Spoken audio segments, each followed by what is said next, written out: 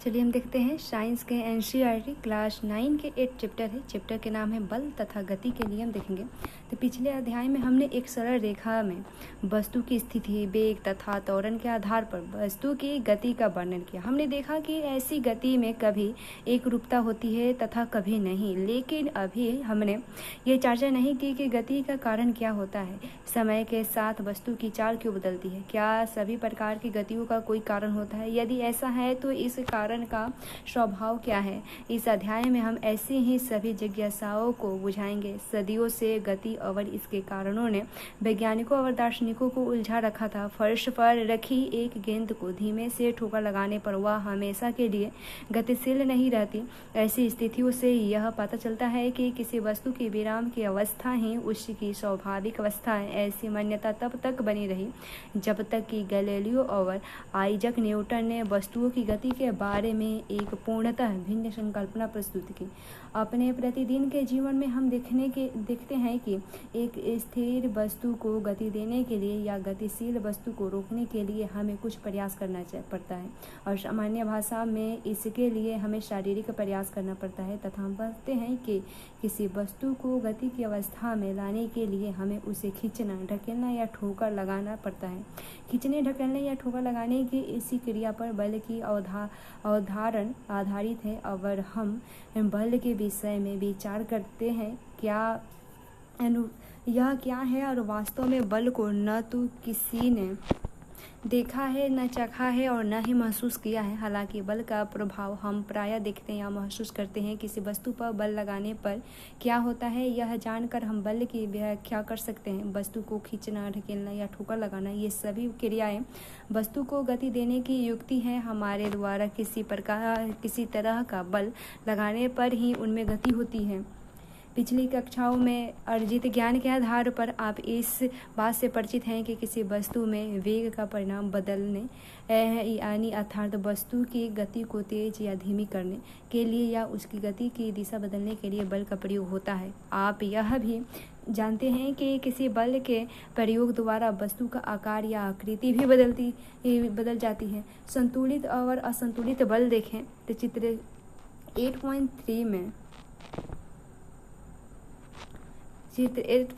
में लकड़ी का एक पिंड का सरल समतल मेज पर रखा है और लकड़ी का एक पिंड एक समतल मेज पर रखा है और चित्र में दर्शाए अनुसार दो धागे x और y पिंड के विपरीत सिरों से जुड़े हैं। अगर हम किसी बल द्वारा धागे x को खींचते हैं तो पिंड दाहिनी ओर खिसकना शुरू होती है, और उसी प्रकार अगर हम धागे y को खींचते हैं तो पिंड बाईं की ओर से खिसकना शुरू हो जाता है। लेकिन अगर पिंड को दोनों ओर से सामान्य बल द्वारा खींचा जाता है तो ऐसी दशा में पिंड गति नहीं करता, और इस तरह के बलों को संतुलित बल कहते हैं। तथा बल गति की अवस्था को परिवर्तित नहीं करता। और अब एक ऐसी अवस्था की कल्पना करें जिसमें भिन्न परिणाम के दो विपरीत बल पिंड को खींचते हैं। इस अवस्था में पिंड अधिक बल वाली दिशा में खिसकना शुरू करेगा। इस प्रकार दोनों बल संतुलित नहीं है और असंतुलित बल पिंड के खिसकने की दिशा में कार्य करता है। इससे यह पता चलता है कि किसी भी पिंड पर लगने वाला असंतुलित बल उसे गति प्रदान करता है। क्या होता है जब कुछ बच्चे एक बक्स को खुरदरे फर्श पर ढकेलने की कोशिश करते हैं? यदि वे कम बल के साथ बक्से को ढकेलते हैं तो बक्सा नहीं खिसकता है, क्योंकि घर्षण बल ढकेलने की विपरीत दिशा में काम कर रहा है, जैसे चित्र 8.4 के ए में यहाँ पर दर्शाया गया है। यह घर्षण बल दोनों संपर्कित सतहों के बीच में उत्पन्न होता है, अर्थात बक्स के नीचे की सतह तथा फर्श की खुरदरे सतह के बीच, और यह घर्षण बल ढकेलने में लगे बल को संतुलित करता है, और यही कारण है कि बक्सा नहीं खिसकता है। चित्र 8.4 के बी में बच्चे बक्स को जोर से ढकेलते हैं, लेकिन बक्सा फिर भी ये नहीं खिसकता है। ऐसा इसलिए होता है क्योंकि घर्षण बल अभी भी ढकेलने वाले बल को संतुलित कर रहा है। अगर बच्चे बक्स को ज़्यादा जोर से ढकेलते हैं तब ढकेलने वाला बल घर्षण बल से अधिक होता है, जैसे चित्र 8.4 के सी में है। यहाँ संतुलित बल कार्य कर रहा है, इसलिए बक्सा खिसकने लगता है।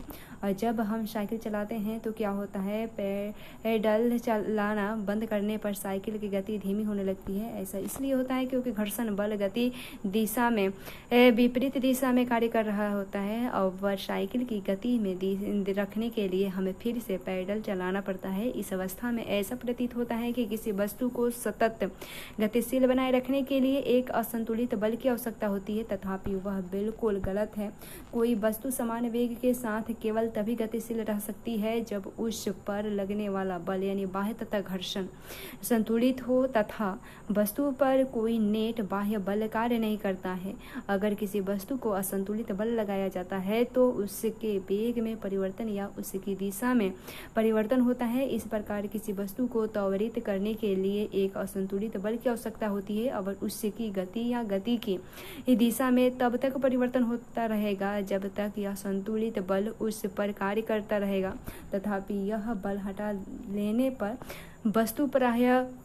वस्तु प्राप्त हुए वेग से गतिमान रहेगी। गति का प्रथम नियम देखें तो वस्तु की किसी आनत तल पर गति को देखकर गैलीलियो ने यह निष्कर्ष निकाला कि जब तक कोई बाह्य बल कार्य नहीं करता वस्तु एक निश्चित गति से चलती है। उन्होंने देखा कि कांच की गोली आनत तल पर ढुलकती है तो उसका वेग बढ़ जाता है, जैसे चित्र 8.4 के ए में था। और अगले अध्याय में आप पढ़ेंगे कि गोली असंतुलित गुरुत्व बल के कारण नीचे गिरता है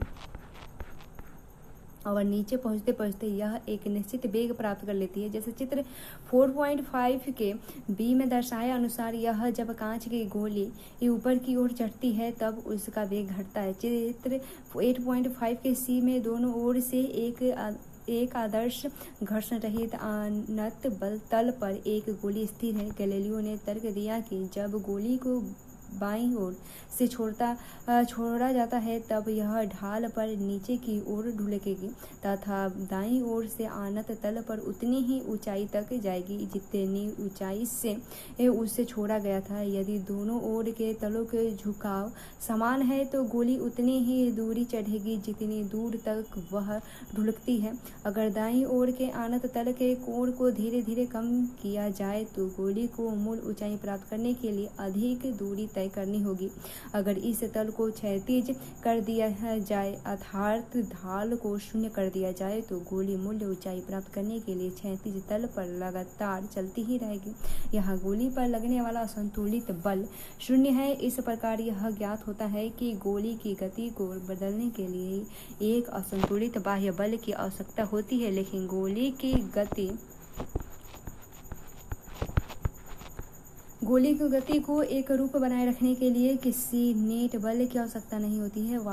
वास्तविक अवस्था में शून्य असंतुलित बाह्य बल पर प्राप्त करना कठिन है। ऐसा गति की विपरीत दिशा में लगने वाले घर्षण बल के कारण होता है। इस प्रकार व्यवहार में गोली कुछ दूर चलने के बाद रुक जाती है और घर्षण के प्रभाव को न्यूनतम करने के लिए चिकनी कांच को गोली तथा चिकने समतल का प्रयोग एवं समतल की सतह पर चिकनाई युक्त पदार्थ का लेप किया जाता है। न्यूटन ने बल एवं गति के बारे में गैलीलियो के विचारों को आगे विकसित किया। उन्होंने 3 मौलिक नियमों को प्रस्तुत किया जो किसी वस्तु की गति को वर्णित करते हैं और इन नियमों को न्यूटन की गति के नियमों के नाम से जाना जाता है। गति का प्रथम नियम इस प्रकार है, प्रत्येक वस्तु अपने स्थिर अवस्था या सरल रेखा की समान गति को अवस्था में बनी रहती है जब तक उस पर कोई बाहरी बल कार्यरत न हो। और दूसरे शब्दों में सभी वस्तुएं अपनी गति की अवस्था में परिवर्तन का विरोध करती है।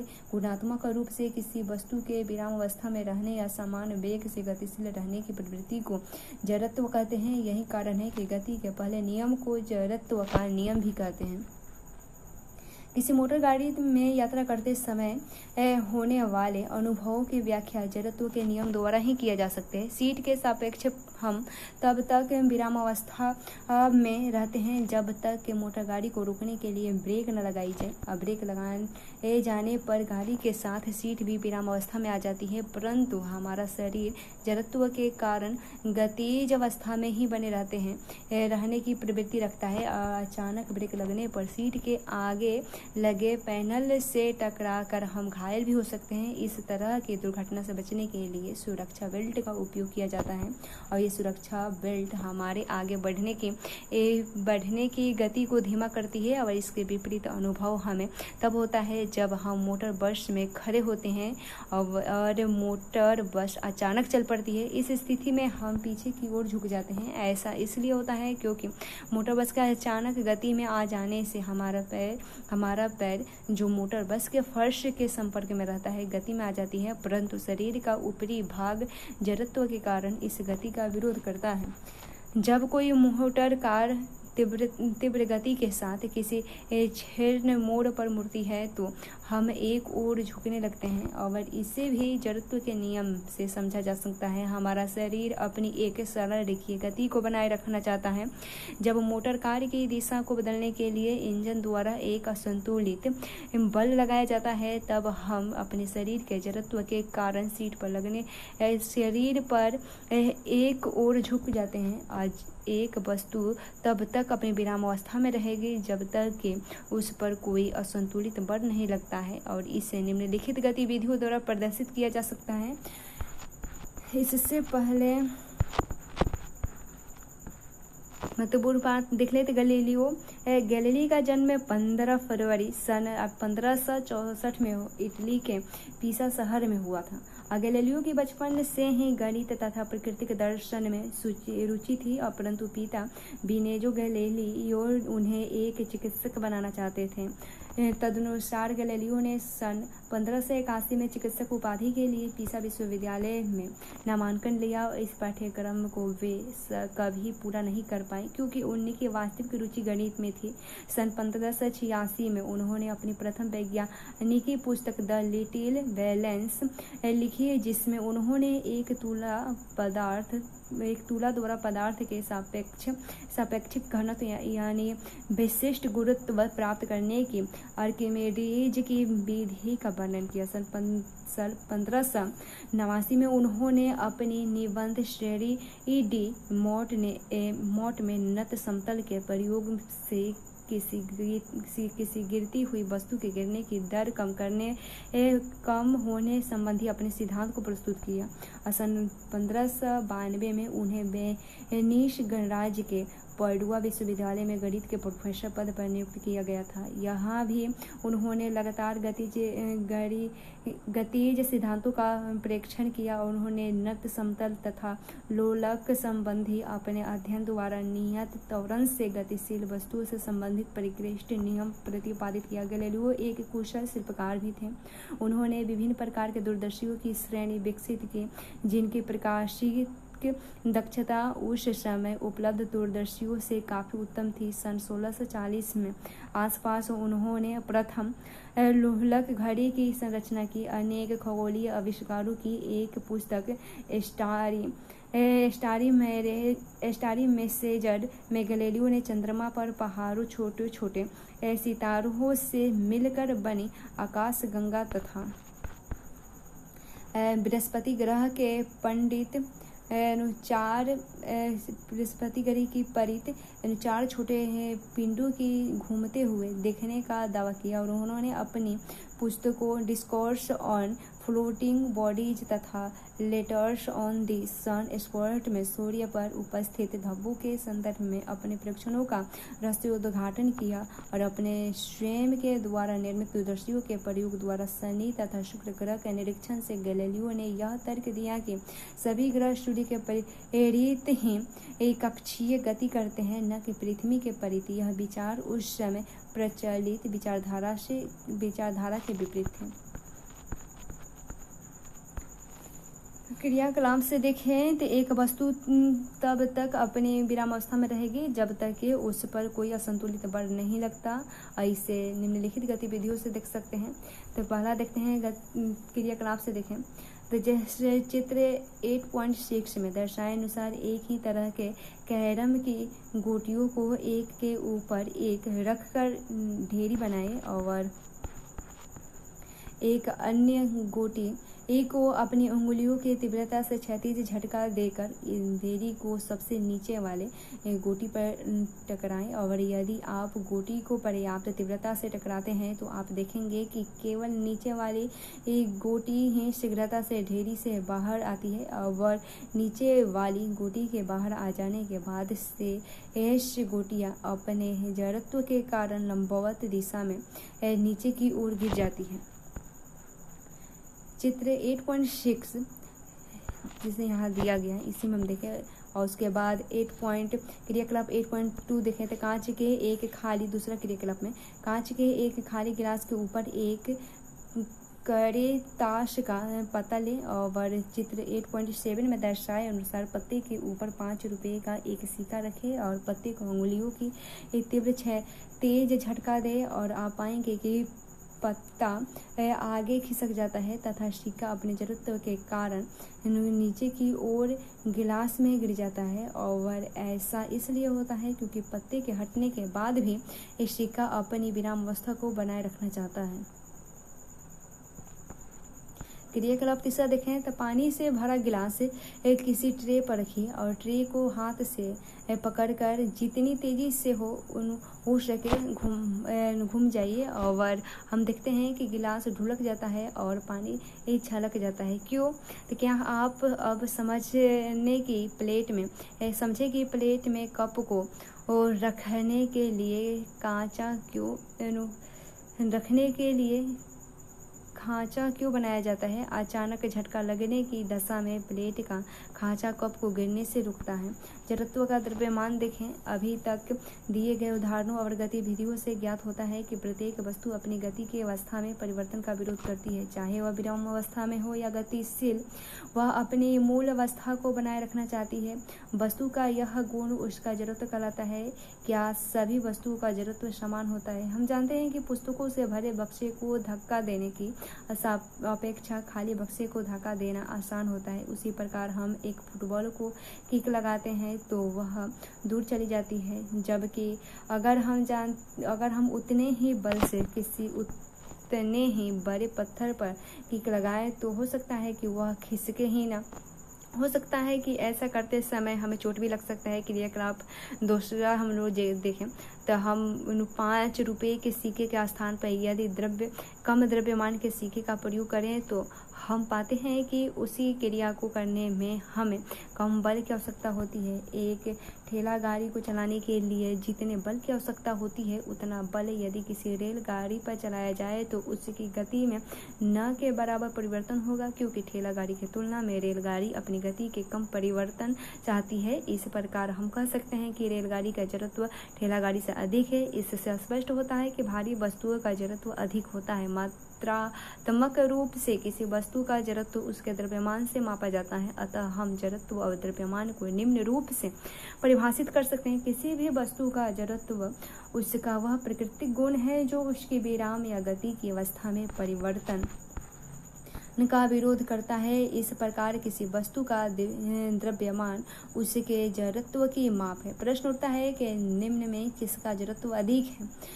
ए का ए में है एक रबर की गेंद एवं उसकी आकार का पत्थर। बी है एक साइकिल एवं एक रेलगाड़ी। सी है 5 रुपये का एक सिक्का एवं 1 रुपये का सिक्का। दूसरा प्रश्न है नीचे दिए गए उदाहरण में गेंद का वेग कितनी बार बदलता है जानने का प्रयास करें। फुटबॉल का एक खिलाड़ी गेंद पर किक लगाकर गेंद को अपनी टीम के दूसरे खिलाड़ी के पास पहुंचाता है। दूसरा खिलाड़ी उस गेंद को किक लगाकर गोल की ओर पहुंचाने का प्रयास करता है। विपक्षी टीम का गोलकीपर गेंद को पकड़ता है और अपनी टीम के खिलाड़ी की ओर किक लगाता है। इसके साथ ही उस अनुकारक की भी पहचान करें जो प्रत्येक अवस्था में बल प्रदान करता है। तीसरा प्रश्न है किसी पेड़ की शाखा को तीव्रता से हिलाने पर कुछ पत्तियां झड़ जाती है, क्यों होता है? और उसके बाद चौथा है जब कोई गतिशील बस अचानक रुकती है तो आप आगे की ओर झुक जाते हैं, और जब विराम अवस्था में गतिशील होती है तो पीछे की ओर झुक जाते हैं, ऐसा क्यों होता है? देखिए गति का द्वितीय नियम देखें तो गति का प्रथम नियम यह बताता है कि जब कोई असंतुलित बाह्य बल किसी वस्तु पर कार्य करता है तो उसके वेग में परिवर्तन होता है, अर्थात वस्तु त्वरण प्राप्त करती है। और हम देखेंगे कि किसी वस्तु का त्वरण उस पर लगाए गए बल पर कैसे निर्भर होता है तथा उस बल को हम कैसे मापते हैं। आइए कुछ दैनिक अनुभवों का अध्ययन करें।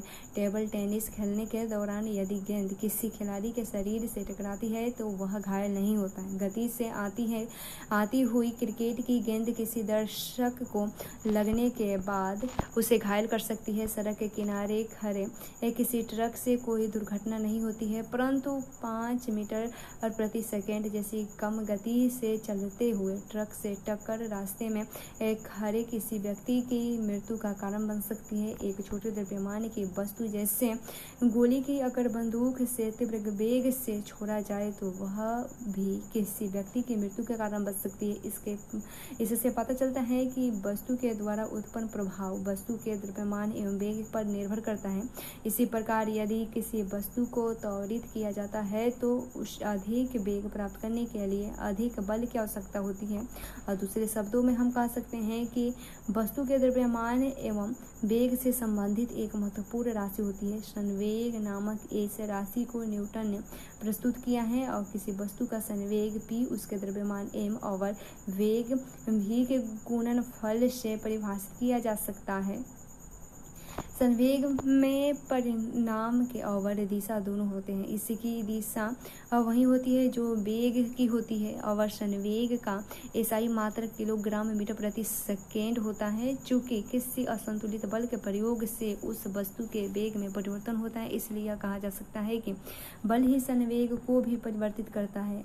एक ऐसी अवस्था के बारे में विचार करें जिसमें खराब बैटरी वाली एक कार को सीधी सड़क पर 1 मीटर प्रति सेकेंड की गति प्रदान करने के लिए धक्का दिया जाता है और जो कि इसके इंजन को स्टार्ट करने के लिए पर्याप्त है।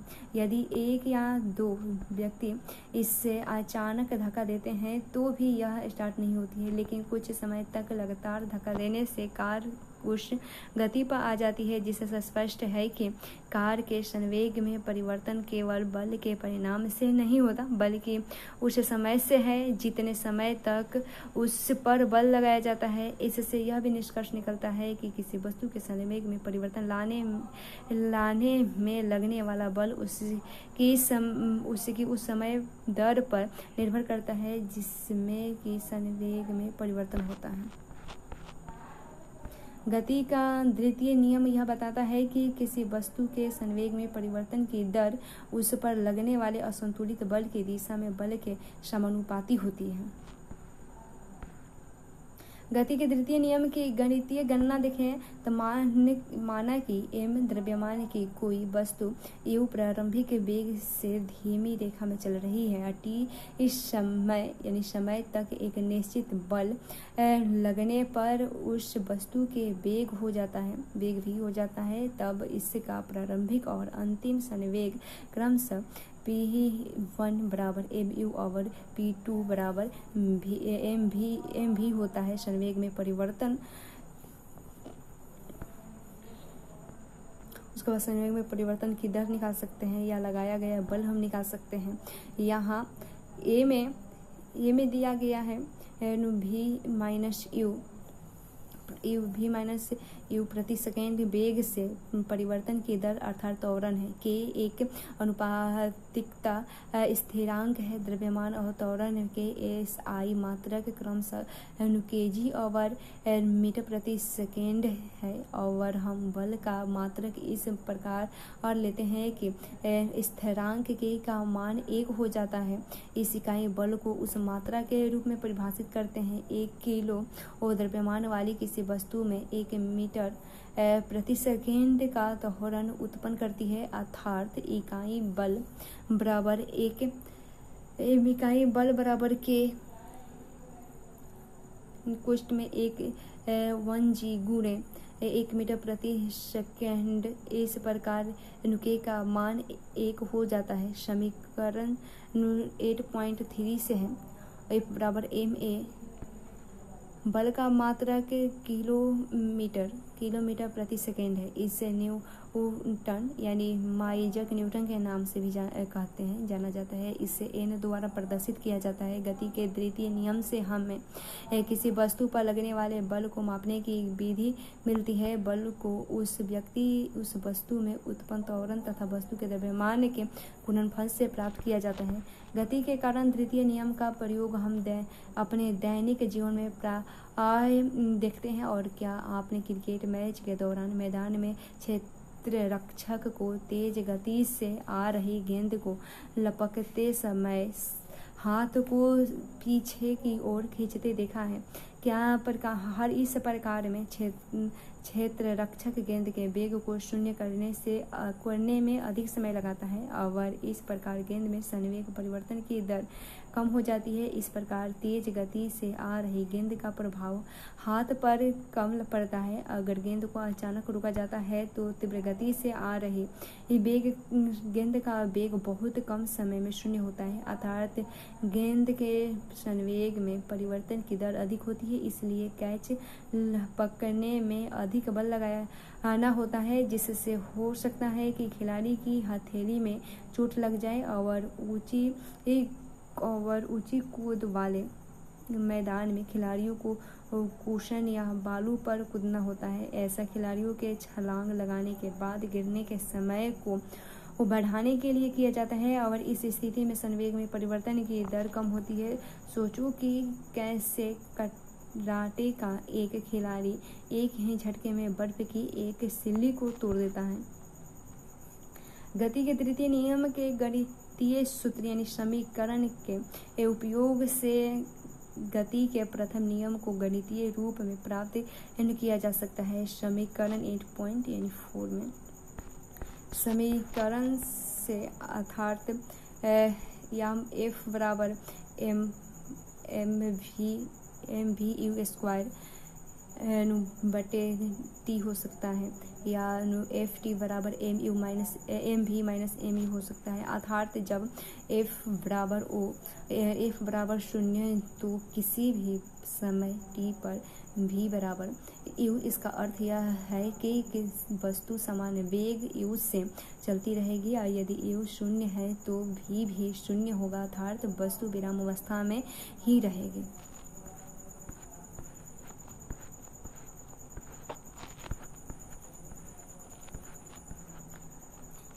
गति की तृतीय नियम देखें तो पहले दोनों गति के नियमों से हमें ज्ञात होता है कि कोई वस्तु की गति की अवस्था में परिवर्तन लाता है तथा इनसे हमें बल को मापने की विधि भी प्राप्त होती है। गति के तीसरे नियम के अनुसार जब एक वस्तु दूसरी वस्तु पर बल लगाती है तब दूसरी वस्तु द्वारा भी पहली वस्तु पर तात्क्षणिक बल लगाया जाता है। ये दोनों बल परिणाम में सदैव समान लेकिन दिशा में विपरीत होते हैं। इसका तात्पर्य यह है कि बल सदैव युगल रूप में होते हैं। ये बल कभी एक वस्तु पर कार्य नहीं करते बल्कि दो अलग अलग वस्तुओं पर कार्य करते हैं। फुटबॉल के खेल में प्रायः हम गेंद को तेज गति से किक मारने के क्रम में विपक्षी टीम के खिलाड़ी से टकरा जाते हैं और इस क्रम के दोनों खिलाड़ी एक दूसरे पर बल लगाते हैं। एवं दोनों ही खिलाड़ी चोटिल होते हैं और दूसरे शब्दों में किसी एकल बल का अस्तित्व नहीं होता है बल्कि ये सदैव युगल रूप में होता है और इन दोनों विरोधी बलों को क्रिया तथा प्रतिक्रिया बल कहा जाता है। माना कि दोनों स्प्रिंग तुलाएं एक दूसरे से जुड़ी होती है, जैसा कि चित्र 8.10 में दर्शाया गया है। तुला बी का स्थिर सिरा दीवार से जुड़ता है और जब तुला ए के मुक्त सिरे पर बल लगाया जाता है तब हम पाते हैं कि दोनों तुलाएं एक ही मान दर्शाती है, अर्थात तुला ए द्वारा तुला बी पर प्रयुक्त बल तुला बी के द्वारा तुला ए पर लगाए गए बल के परिणाम में समान है, परंतु इन दोनों बलों की दिशा परस्पर विपरीत है और इन दोनों बलों में से कोई एक बल क्रिया और दूसरा बल प्रतिक्रिया कहलाता है। अतः गति के तृतीय नियम को इस प्रकार भी व्यक्त किया जाता है, किसी भी क्रिया के लिए ठीक उसके समान किंतु विपरीत दिशा में प्रतिक्रिया होती है। यद्यपि यह अवश्य याद रखना चाहिए कि क्रिया और प्रतिक्रिया बल सदैव दो अलग अलग वस्तुओं पर एक साथ कार्य करते हैं। माना कि आप विश्राम की अवस्था में हैं और सड़क पर चलना प्रारंभ करते हैं। द्वितीय नियम के अनुसार इसके लिए एक बल की आवश्यकता होती है जो आपके शरीर में त्वरण उत्पन्न करता है। यह कौन सा बल है? क्या यह पेशीय बल है जो आप सड़क पर लगाते हैं? क्या यह बल हम उसी दिशा में लगाते हैं जिस दिशा में हम आगे बढ़ते हैं? यह नहीं, हम नीचे पृथ्वी की सतह को अपने पैरों से पीछे ढकलते हैं और सड़क भी आपके पैरों पर उतने ही बल विपरीत दिशा में लगाती है जिसके प्रभाव से आप आगे बढ़ते हैं।